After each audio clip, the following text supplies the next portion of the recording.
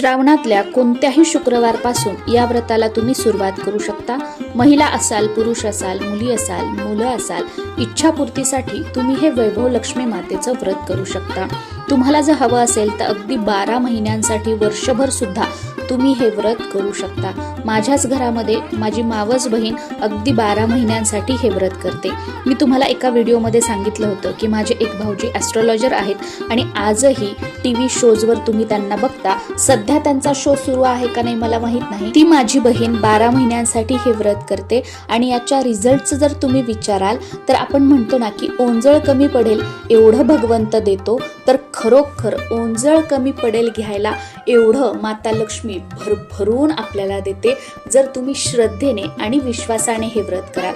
फक्त मी सांगते किंवा अजून कोणीतरी तुम्हाला सांगितलेलं आहे म्हणून तुम्ही हे व्रत कराल किंवा अजून कोणतंही व्रत कराल, कोणत्याही सेवा कराल तर तुम्हाला हवे तसे रिझल्ट मिळणार नाही। पण जर खरोखर अंतःकरणापासून खऱ्या भावनेने, श्रद्धेने, संयमाने तुम्ही कोणतंही व्रत कराल तर 100% ते व्रत पूर्ण होण्याच्या आत त्या सेवेचे रिझल्ट आपल्याला बघायला मिळतात। आणि सर्वात महत्त्वाची माहिती, देव हा भक्तीचा विषय आहे, देव हा भीतीचा विषय नाहीये। त्याच्यामुळे कोणतंही व्रत करताना, सेवा करताना, स्पेशली पारायण करताना त्याच्या नियमांना घाबरू नका, कारण देव कधीच कोणाचं वाईट करत नाही। आपल्यासोबत जे काही वाईट होत असतं ते आपल्या कर्मानुसार होत असतं, पण आपल्याला काय आहे ना, सवय लागलेली आहे की आपलं खापर दुसऱ्यांच्या माथी फोडायचं। तर मग आपण आता मनुष्याच्या तर कोणाच्या माथी फोडू शकत नाही, कारण आजकाल कोणी ऐकूनच घेत नाही, म्हणून आपण देवाला सुद्धा सोडत नाही आणि देवाच्या माथी आपण खापर फोडतो की देवामुळे असं झालं, देवाचं मी एवढं केलं तरी तसं झालं। पण प्रत्यक्षात आपल्या कर्माची ती फळं आहेत आणि ज्या काही आपण सेवा, व्रत, वैकल्य, पारायण करतो ना, त्यामुळे आपले जे भोग आहेत त्या भोगांची तीव्रता जी असते ती कमी होत असते। जिथे तलवारीने हात कटायचा तिथे फक्त सुई टोचल्यासारखा आपल्याला त्रास होतो, पण भोग हे आपल्याला भोगावेच लागतात। तुम्हाला जर फक्त श्रावणातील 5 शुक्रवार हे व्रत करायचं असेल तर पहिल्या शुक्रवारी तुम्ही या व्रताला सुरुवात करू शकता, किंवा तुम्ही श्रावणातल्या कोणत्याही शुक्रवारी या व्रताला सुरुवात करा आणि तिथून पुढे 5 शुक्रवार तुम्ही हे व्रत केलं तरी सुद्धा चालू शकतं। 5 शुक्रवारचं तुम्ही हे व्रत करणार असाल तर 5व्या शुक्रवारी तुम्हाला या व्रताचं उद्यापन करायचं आहे, किंवा तुम्ही श्रावणातल्या कोणत्याही शुक्रवारपासून 11 शुक्रवार व्रताला सुद्धा सुरुवात करू शकता, किंवा श्रावणातल्या कोणत्याही शुक्रवारपासून जर तुम्हाला 21 शुक्रवार हे व्रत करायचं असेल तर ते सुद्धा तुम्ही करू शकता। ज्या शुक्रवारी तुम्ही या व्रताला सुरुवात करणार आहात त्या शुक्रवारी संकल्प करायचा आहे। संकल्प फक्त पहिल्या शुक्रवारी करायचा असतो, परत परत करायचा नसतो। हे व्रत तुम्ही तुमचं जर स्वतःचं घर घेण्याचं स्वप्न असेल, त्यासाठी तुम्ही प्रयत्न करत आहात पण तुमचं घराचं स्वप्न पूर्ण होत नाहीये तर त्यासाठी करू शकता। तुमच्या मिस्टरांचं प्रमोशन व्हावं यासाठी करू शकता। तुमचा उद्योगधंदा, व्यवसाय असेल तो चांगला चालावा यासाठी करू शकता। संतान प्राप्तीसाठी तुम्ही हे व्रत करू शकता। तुमच्या मुलांना नोकरी लागावी यासाठी तुम्ही हे व्रत करू शकता, किंवा तुमच्या घरामध्ये पैसा येतो पण तो टिकत नाही, आपलं घर नेहमी धनधान्याने भरलेलं असावं यासाठी तुम्ही हे व्रत करू शकता। तुम्ही कर्जमुक्तीसाठी हे व्रत करू शकता।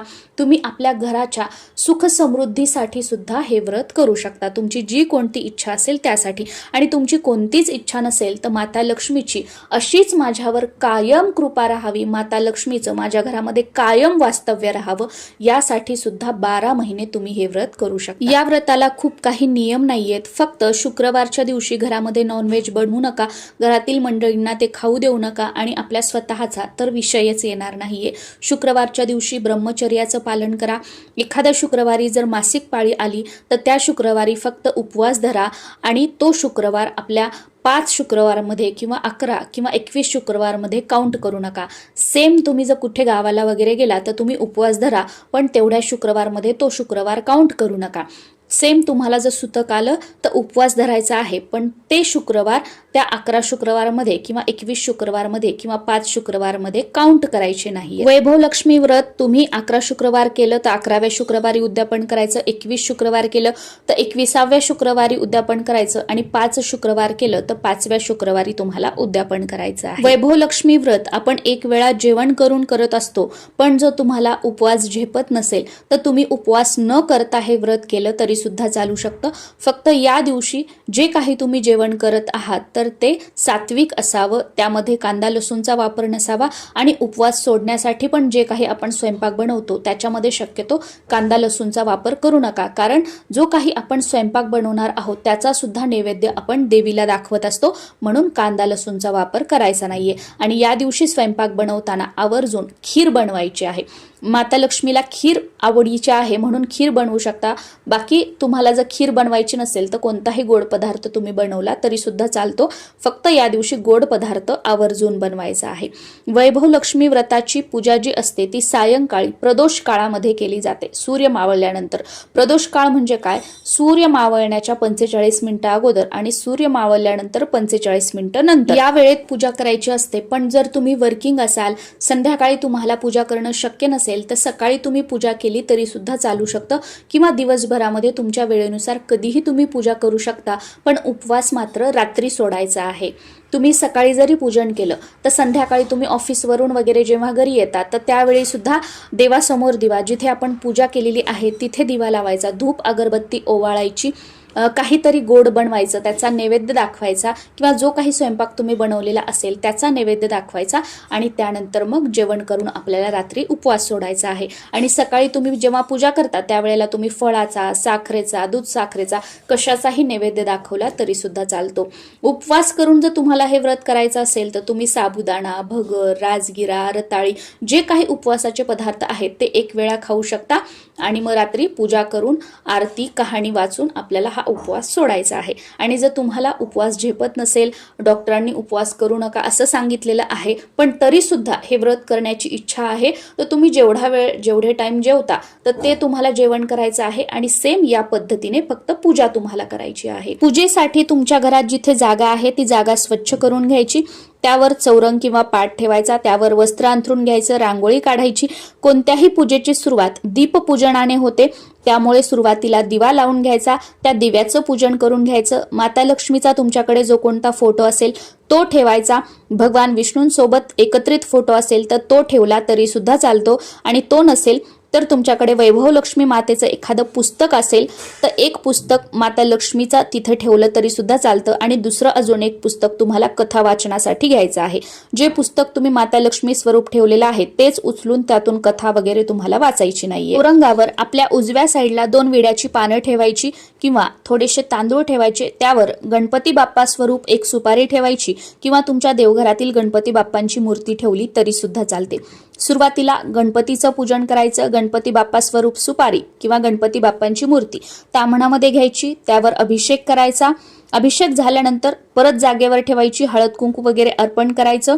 दुर्वा असतील तर दुर्वा, लाल फूल अर्पण करायचं आणि साखरेचा नैवेद्य दाखवायचा. त्यानंतर माता लक्ष्मीच्या फोटो समोर थोडीशी तांदूळाची रास टाकायची, त्यावर हळद कुंकू टाकून घ्यायचं. त्यानंतर एक पाण्याने भरलेला तांब्याचा तांब्या घ्यायचा, त्यावर कुंकवाने खालून वर अशा 5 उभ्या रेषा ओढून घ्यायच्या.